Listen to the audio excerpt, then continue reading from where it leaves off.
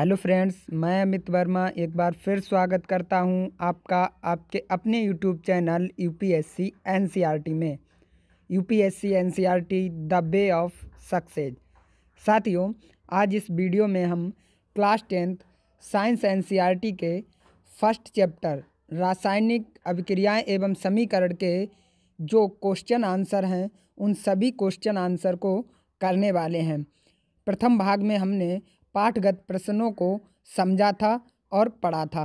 इस पार्ट 2 में हम अभ्यास प्रश्नों को पढ़ेंगे और इसका पीडीएफ आपको हमारे टेलीग्राम चैनल पर दे दिया जाएगा और टेलीग्राम का लिंक आपको वीडियो के डिस्क्रिप्शन बॉक्स में मिल जाएगा। साथियों, वीडियो को शुरू करने से पहले आपके लिए एक इम्पोर्टेंट इन्फॉर्मेशन अनअकैडमी लेकर के आया है सीएससी मेंटर्स वर्कशॉप। इस वर्कशॉप में डॉक्टर किरण बेदी मैम, जो कि आईपीएस रिटायर्ड ऑफिसर हैं, साथ ही ऑनरेबल लेफ्टिनेंट गवर्नर हैं पुडुचेरी की, ये जो हैं आपको कोलैबोरेटेड गवर्नेंस के बारे में डिस्कस करेंगी यूपीएससी सीएससी मेंस एग्ज़ाम के पॉइंट ऑफ व्यू से। यह सेशन जो है 9 दिसंबर को 5:30 PM पर अनअकैडमी लर्निंग ऐप पर होने वाला है। ये जो है सेशन बिल्कुल फ्री होने वाला है, इसके लिए आपको कोई भी कॉस्ट नहीं देना है। यह सेशन जो है मेंस में ऐसे राइटिंग के पॉइंट ऑफ व्यू से काफ़ी इम्पोर्टेंट होने वाला है। इस सेशन में doctor Kiran Bedi ma'am and top educator mister Mrinal Patel के द्वारा जो है कोलैबोरेटेड गवर्नेंस के टॉपिक्स पर डिस्कस किया जाएगा। यह सेशन जो है हिंदी लैंग्वेज में होने वाला है और आपको यहाँ पर जो नोट्स प्रोवाइड किए जाएंगे वो इंग्लिश में भी प्रोवाइड किए जाएंगे। तो साथियों, आपको ध्यान रखना है, यह सेशन जो है 9 दिसंबर को 5:30 बजे शाम जो है अनअकैडमी लर्निंग ऐप पर होने वाला है। इन फ्री सेशंस को और प्लस एक्सपीरियंस को फ्री में एक्सपीरियंस करने के लिए अभी डाउनलोड करें अनअकैडमी लर्निंग ऐप और उसमें रजिस्टर करें। देन अपना गोल यूपीएससी सीएससी सिलेक्ट करें। अपना गोल सिलेक्ट करने के बाद आप डिस्क्रिप्शन बॉक्स में दिए लिंक पर क्लिक करें और इन फ्री सेशंस में अपने आप को एनरोल करने के लिए यूज करें हमारा रेफरल कोड UNYT10। तो आइए साथियों, अब शुरू करते हैं आज का अपना टॉपिक। पहला प्रश्न है हमारा, नीचे दी गई अभिक्रिया के संबंध में कौन सा कथन असत्य है, यानी कि हमें असत्य कथन बताना है। तो अभिक्रिया हमारी दी हुई है 2PbO यानी कि लेड ऑक्साइड एस, जो कि सॉलिड मात्रा में है, कार्बन जो कि सॉलिड मात्रा में है, ठीक है, गिव्स 2Pb यानी कि लेड या जिसको हम सीसा भी बोलते हैं। कार्बन डाई ऑक्साइड CO2 यानी कि कार्बन डाइऑक्साइड हमारी क्या है, गैस है। अब हमें दे रहा है ऑप्शन फर्स्ट है हमारा, सीसा अपचयित हो रहा है। तो साथियों, सबसे पहली बात आपको याद रखनी है कि अपचयन और उपचयन, जो अपचयन और उपचयन होता है वो हमेशा होता है किसका, अभिकारक का। उत्पाद का ना अपचयन होगा ना उपचयन होगा। समझ में आई बात? यानी कि जो हमारा अभिकारक है इसका ही उपचयन होगा और अपचयन होगा, और उत्पाद का ना अपचयन होगा ना ही उपचयन होगा। अब बात आती है अपचयन क्या होता है और उपचयन क्या होता है। तो साथियों, अपचयन में क्या होता है, ऑक्सीजन की कमी हो जाती है। क्या हो जाता है, ऑक्सीजन की कमी हो जाती है, यहाँ पर होती है कमी, ठीक है। और उपचयन में क्या होता है साथियों, उपचयन में होती है ऑक्सीजन की वृद्धि, ठीक है। क्या होती है, वृद्धि। बस इतनी सी बात याद आपको रखनी है और ये क्वेश्चन आपका हो जाएगा। तो 2P पहला हमारा ऑप्शन है, सीसा अपचयित हो रहा है। सीसा कहाँ पे हमारा साथियों, देखिए ये 2Pb ये है हमारा सीसा, यानी कि उत्पाद का हमने बताया क्या, अपचयन भी नहीं होगा और उपचयन भी नहीं होगा। तो ये क्या कैसा ऑप्शन हो जाएगा, असत्य ऑप्शन हो जाएगा, ठीक है। अब नेक्स्ट ऑप्शन पे आते हैं, कार्बन डाइऑक्साइड उपचयित हो रहा है। अब साथियों, कार्बन डाइऑक्साइड हमारा कहाँ है, ये भी कहाँ है, उत्पाद में है। जब उत्पाद में है तो उत्पाद का तो ना अपचयन होता है और ना उपचयन होता है, तो ये भी कथन कैसा हो जाएगा, असत्य हो जाएगा। अब बात आई थर्ड ऑप्शन की, तो यहाँ पर हमारा दिया है कार्बन उपचयित हो रहा है। कार्बन कहाँ है साथियों हमारा, ये है हमारा अभिकारक में। तो अभिकारक का तो अपचयन और उपचयन हो सकता है। अब हमने बताया उपचयन क्या होता है। उपचयन में क्या होता है, ऑक्सीजन की क्या हो जाती है, वृद्धि हो जाती है, ऑक्सीजन की वृद्धि। तो देखिए यहाँ पर क्या ऑक्सीजन की वृद्धि हो रही है, तो जी हाँ, क्या हो रहा है, सी से क्या हो रहा है, CO2 यानी ऑक्सीजन की क्या हो जा रही है, वृद्धि। यानी ये ऑप्शन कैसा है, सत्य है।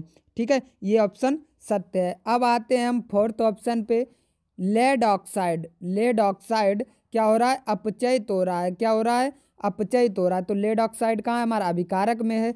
तो अभिकारक का तो अपचयन भी होता है और उपचयन भी होता है। अब हम देखते हैं 2PbO से क्या हो रहा है, 2Pb यानी ये जो O था, ऑक्साइड जो था वो क्या हो गया, कम हो गया। यहाँ पे कम हो गया ना साथियों। तो जब कम हो गया, कमी हो गई, तो उसको हम क्या बोलते हैं, अपचयन बोलते हैं। तो साथियों इससे हमारा क्या निष्कर्ष निकला, जो फर्स्ट और सेकंड ऑप्शन है वो है असत्य। ठीक है, लेकिन जो थर्ड और फोर्थ ऑप्शन है वो कैसे हैं, सत्य। हमें बताने हैं असत्य। तो असत्य कौन से हैं, ए और बी। ए और बी ऑप्शन कैसे हैं, असत्य, यानी कि उत्तर नंबर 1 कैसा हो जाएगा, सही हो जाएगा। अब बढ़ते हैं नेक्स्ट क्वेश्चन की तरफ। तो नेक्स्ट क्वेश्चन है हमारा, Fe2O3 plus 2Al gives Al2O3 plus 2Fe। तो ऊपर जो ये अभिक्रिया दी गई है, ये किस प्रकार की अभिक्रिया है। तो साथियों आप यहाँ पर देख रहे हैं, जो फेरम है इसने क्या किया, ऑक्सीजन का जो था क्या कर दिया, अलग कर दिया, और ये कहाँ मिल गई आके, एल्यूमिनियम के साथ। ठीक है, और फेरम कैसा हो गया, अकेला हो गया। ठीक है, यानी इसने क्या कर दिया, फेरम ने ऑक्साइड का क्या कर दिया, विस्थापन कर दिया। क्या कर दिया, विस्थापन कर दिया। अब ये कैसी अभिक्रिया हो गई, विस्थापन अभिक्रिया हो गई। अब यह विस्थापन एक जगह पर ही हुआ है साथियों, एक जगह पर हुआ है या दो जगह पर। तो यहाँ पर सिर्फ और सिर्फ कितनी जगह पर, एक ही जगह पर विस्थापन हुआ है। तो यह कैसी हो जाएगी, केवल विस्थापन अभिक्रिया। अगर दो जगह विस्थापन होता तो ये हो जाती द्विविस्थापन अभिक्रिया, जिसको हम नीचे अभी पढ़ेंगे। ठीक है, अब बढ़ते हैं नेक्स्ट क्वेश्चन पे। तो नेक्स्ट क्वेश्चन है हमारा, लौह चूर्ण पर तनु हाइड्रोक्लोरिक अम्ल डालने से क्या होता है। तो साथियों जैसे ही हम लौह के चूर्ण पर तनु हाइड्रोक्लोरिक अम्ल डालते हैं तो क्या होता है, जो हाइड्रोजन गैस होती है, जो हाइड्रोजन गैस हमारी होती है वो क्या करती है, वो आयरन क्लोराइड बनाना स्टार्ट कर देती है। क्या कर देती है, आयरन क्लोराइड बनाना स्टार्ट कर देती है। याद रखना है आपको। अब हमारा क्वेश्चन नंबर 4 है, संतुलित रासायनिक समीकरण क्या है, और रासायनिक समीकरण को संतुलित करना क्यों आवश्यक है।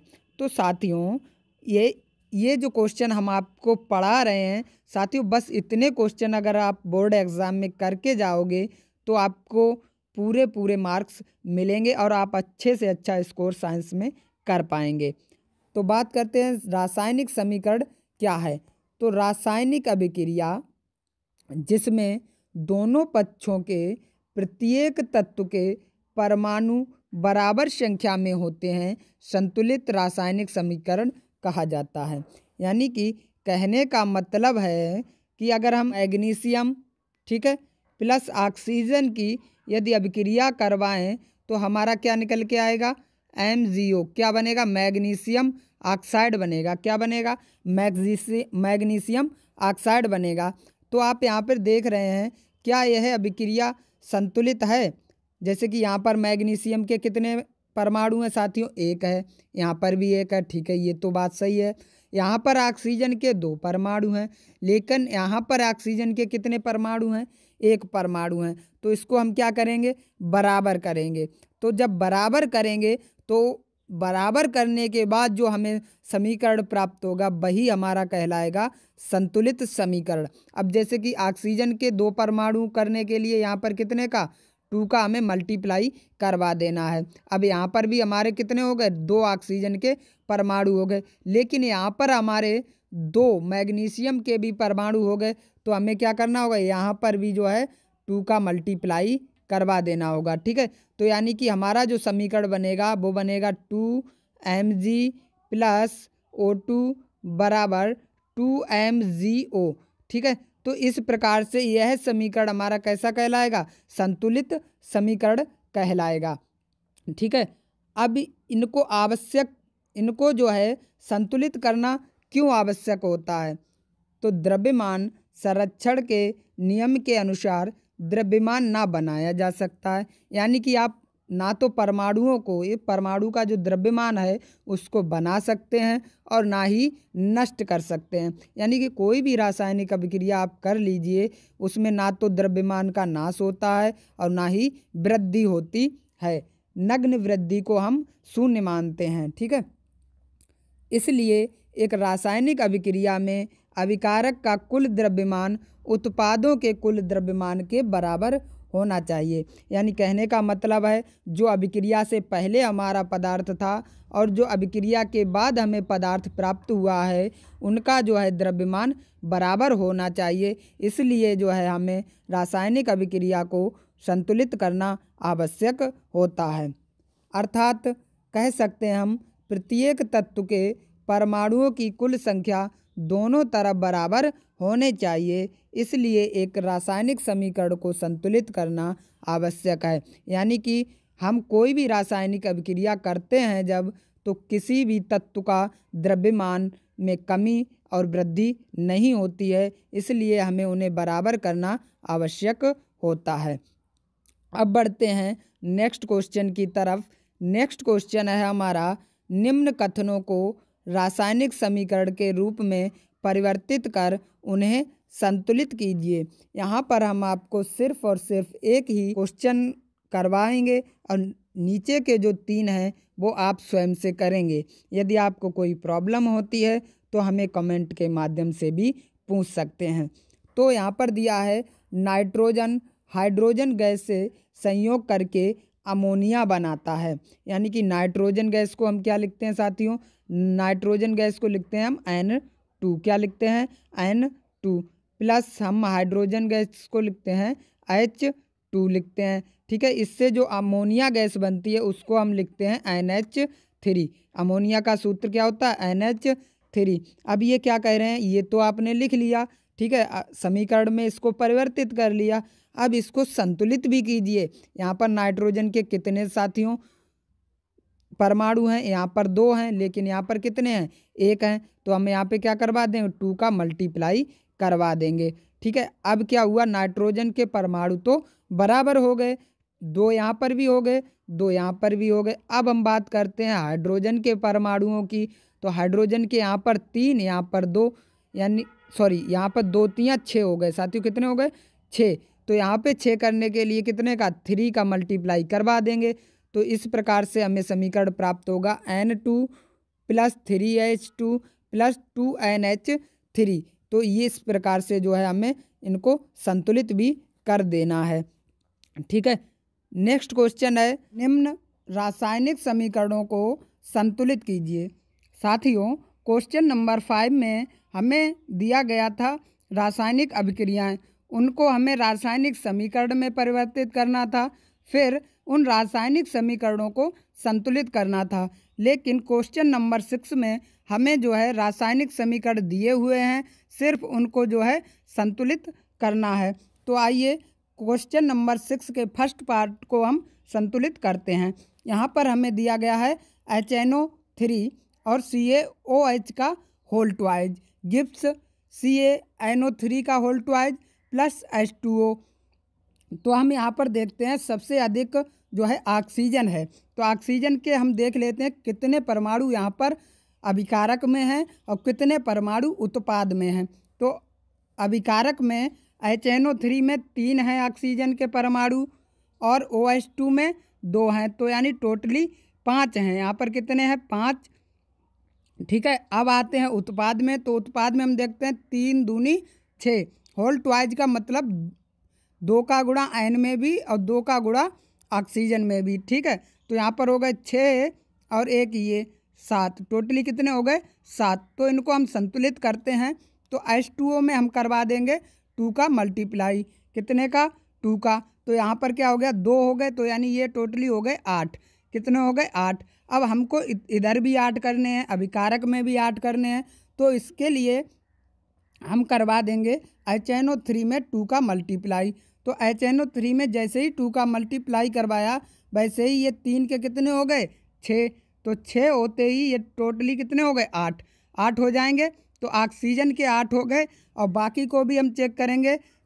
ये समीकरण इस प्रकार से हमें प्राप्त हुआ। ठीक है, तो आयन के कितने 2 का गुणा हुआ तो आयन के इधर 2, तो इधर देखेंगे 2, आयन के इधर भी। तो यानी कि हमारा समीकरण कैसा हो गया संतुलित। यानी हम पूरा समीकरण चेक करके देखेंगे और हमें पूरा समीकरण कैसा मिलेगा संतुलित। यानी सभी तत्व के परमाणु जो हैं बराबर मात्रा में हमें मिल जाएंगे तो समीकरण कैसा हो जाएगा हमारा संतुलित हो जाएगा। ठीक है, ऐसे ही आप नेक्स्ट इन सभी को कर सकते हैं। आंसर आपको दिए गए हैं, फिर भी कोई प्रॉब्लम आती है तो आप हमें कमेंट कर सकते हैं। अब बढ़ते हैं अपने नेक्स्ट क्वेश्चन की तरफ। तो नेक्स्ट क्वेश्चन है हमारा, निम्न अभिक्रियाओं के लिए संतुलित रासायनिक समीकरण लिखिए। यानी कि जो अभिक्रियाएं हमें दी हैं इनके लिए हमें रासायनिक समीकरण लिखने हैं। तो साथियों पहले हमें दिया है फर्स्ट पार्ट में calcium hydroxide plus carbon dioxide Gibbs calcium carbonate plus जल को हमें रासायनिक समीकरण में लिखना है। उसके बाद में उसे हमें संतुलित करना है। तो साथियों हम लिखते हैं कैल्शियम हाइड्रोक्साइड का सूत्र होता है CaOH का होल ट्वाइज। ठीक है, प्लस CO2 गिव्स CaCO3 ये होता है कैल्शियम कार्बोनेट का सूत्र। और थर्ड हमारा है जल। क्या है जल? जल को हम लिखते हैं H2O। ठीक है, तो इस प्रकार से हमने इसको किस में लिख दिया, इसको हमने लिख दिया रासायनिक समीकरण में। अब इसको जब हमने चेक किया प्रत्येक परमाणु को तो ये हमने पाया कि यह जो समीकरण है वो ऑलरेडी ही पहले से ही कैसा है संतुलित है। यानी कि इसमें कुछ भी ऐड करने की ज़रूरत नहीं है। ठीक है, इसी प्रकार से हम सेकेंड को लिखेंगे। यहाँ पर हमें दिया है जिंक। जिंक को हम Zn जिसका सूत्र है सिल्वर नाइट्रेट जिसका सूत्र है AgNO3। ठीक है, ये जो 2 लगा है ये हमारा संतुलित करने पर लगाया गया है। ठीक है, हमारा सिल्वर नाइट्रेट का सूत्र होता है AgNO3। ठीक है, गिब्स जिंक नाइट्रेट का सूत्र होता है ZnNO3 का होल ट्वाइज प्लस सिल्वर को हम Ag से प्रदर्शित करते हैं। ठीक है, तो जब हम संतुलित करते हैं तो हमें Ag में 2 लगाने की ज़रूरत पड़ी और सिल्वर नाइट्रेट में हमें 2 लगाने की ज़रूरत पड़ी और हमारा समीकरण कैसा हो गया संतुलित समीकरण हो गया। ठीक है, तो इस प्रकार से हमें समीकरणों को संतुलित करना है। अब बढ़ते हैं नेक्स्ट क्वेश्चन पर। नेक्स्ट क्वेश्चन है हमारा, निम्न अभिक्रियाओं के लिए संतुलित समीकरण लिखिए। संतुलित समीकरण तो लिखने ही लिखने एवं प्रत्येक अभिक्रिया का प्रकार भी बताइए। यानी कि यह किस प्रकार की अभिक्रिया है यह भी हमें बताना है। तो हम देखते हैं एक एक करके।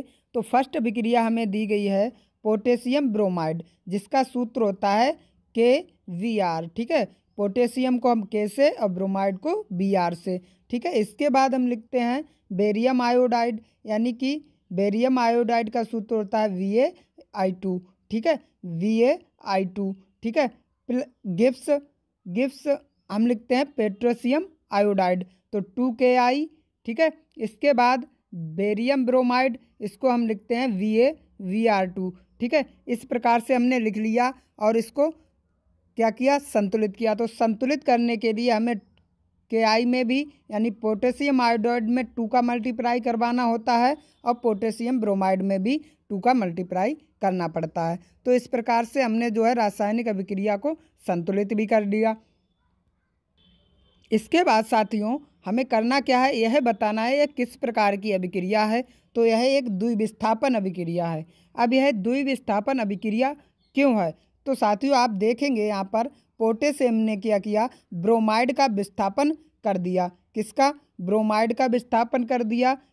तो यह विस्थापन करके किसके साथ ऐड हो गया? बेरियम के साथ ऐड हो गया। ठीक है, इसी के बाद हमने देखा कि बेरियम ने भी आयोडाइड का विस्थापन कर दिया। ठीक है, जो कि पोटेशियम के साथ ऐड हो गया। तो साथियों विस्थापन हुआ यहाँ पर, लेकिन जो विस्थापन हुआ वो भी हुआ हमारा 2 जगह पर। कितनी जगह पर? 2 जगह पर, यानी इसलिए यह हो गई हमारी द्विविस्थापन अभिक्रिया। कैसी अभिक्रिया हो गई? द्विविस्थापन अभिक्रिया हो गई। अब बढ़ते हैं नेक्स्ट अभिक्रिया की तरफ, जहाँ पर हमें दिया है जिंक कार्बोनेट गिव्स जेडेनो यानी कि zinc oxide plus carbon dioxide यानी कि CO2। तो साथियों, जब इस अभिक्रिया को हमने लिख लिया, अब लिखने के बाद हम देखेंगे यह किस प्रकार की अभिक्रिया है। तो साथियों, यहाँ पर क्या था, एक हमारा यौगिक था, ठीक है। यह टूटकर क्या हो गया? 2 भागों में बट गया।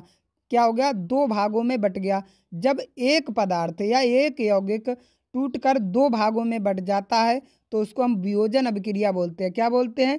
वियोजन अभिक्रिया। इसका सेम उल्टा होता है, इसका विपरीत होता है हमारा संयोजन अभिक्रिया, जहाँ पर क्या होता है, 2 तत्व जो हैं मिलकर जो है एक यौगिक बनाते हैं। यानी कि 2 मिलकर अगर एक बनेंगे तो संयोजन होता है, और अगर एक टूटकर जो है 2 बनते हैं तो होती है हमारी वियोजन अभिक्रिया। ठीक है, इसको हम नीचे डिटेल में और पढ़ेंगे।